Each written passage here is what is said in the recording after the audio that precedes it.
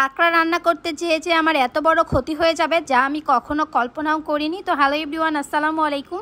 আজকে কাঁকড়ার একটা খুবই মজাদার রেসিপি শেয়ার করব। তো এই জন্য প্রথমে কাঁকড়াগুলোকে সুন্দর মতো কেটে নিতে হবে। আর এখানে আমি একদমই কাঁকড়াটা বাছতে পারছিলাম না, পরে ইউটিউবের কয়েকটা ভিডিও দেখে খুব সুন্দর মতো কেটে ধুয়ে পরিষ্কার করে নিয়েছি। এরপরে এর মধ্যে কিছুটা পরিমাণ লবণ, হলুদের গুঁড়ো, মরিচের গুঁড়ো দিয়ে খুব ভালো মতো এটাকে মেরিনেট করে রেখেছিলাম। আর এর মধ্যে সামান্য পরিমাণে একটুখানি লেবুর রসও দিয়ে দিয়েছি। এবার রান্না করার জন্য একটা কড়াইয়ের মধ্যে পর্যাপ্ত পরিমাণ তেল দিয়ে তার মধ্যে কাঁকড়াগুলো দিয়ে দিয়েছি। দিয়ে খুব ভালো মতো এটাকে উল্টিয়ে পাল্টিয়ে লাল করে ভেজে নিতে হবে। আর যতক্ষণ পর্যন্ত এটা লাল হবে না ততক্ষণ পর্যন্তই ভেজে নেবেন। এরপরে ওই একই কড়াইয়ে কিছুটা পরিমাণ কালি জিরা দিয়ে দিয়েছি। এরপরে এটাকে খুব ভালো মতো নাড়াচাড়া করে আমি কিছুক্ষণ ভেজে নিয়েছি। এরপরে এর মধ্যে অ্যাড করে দিয়েছি পেঁয়াজ কুচি, আদা বাটা, রসুন বাটা, কিছুটা পরিমাণ জিরে বাটা। আর আগে থেকেই আমি এখানে হলুদের গুঁড়া, মরিচের গুঁড়া, ধনিয়া গুঁড়াকে খুব সুন্দর করে সামান্য পরিমাণ পানি দিয়ে গুলিয়ে রেখেছিলাম।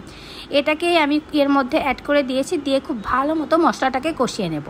এরপরে আমি স্বাদ অনুযায়ী লবণ দিয়ে দিয়েছি। দিয়ে এটাকে খুব ভালো মতো কষিয়ে সামান্য পরিমাণ তেল উঠে গেলেই আমি আগে থেকে ভেজে রাখা কাঁকড়াগুলো দিয়ে দিয়েছি। এবার কাঁকড়াগুলোকেও খুব সুন্দর মতো আমি কষিয়ে নেব। আর যেই বিপদের সম্মুখীন হয়েছি সেটাই আপনাদের সাথে শেয়ার করব।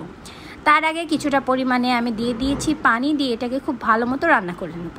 কাঁকড়াটা পরিষ্কার করতে যেয়ে আমি অনেক ভোগান্তিতে পড়েছি, অ্যাটলিস্ট আমার হাতটাও কেটে গিয়েছে। আর এরপরে কিন্তু আমি ইউটিউব দেখে কাঁকড়াটা পরিষ্কার করেছি। তো আপনারাও কিন্তু অবশ্যই ইউটিউব দেখে নেবেন, তারপরে ভালো মতো কাঁকড়াটা পরিষ্কার করবেন। তো আমার কাঁকড়ার ঝোলটা কিন্তু রেডি হয়ে গিয়েছে, আপনারা দেখতেই পাচ্ছেন। আর এটা দেখতে যতটা সুন্দর হয়েছে কিনা, খেতে আরও বেশি সুন্দর হয়েছে।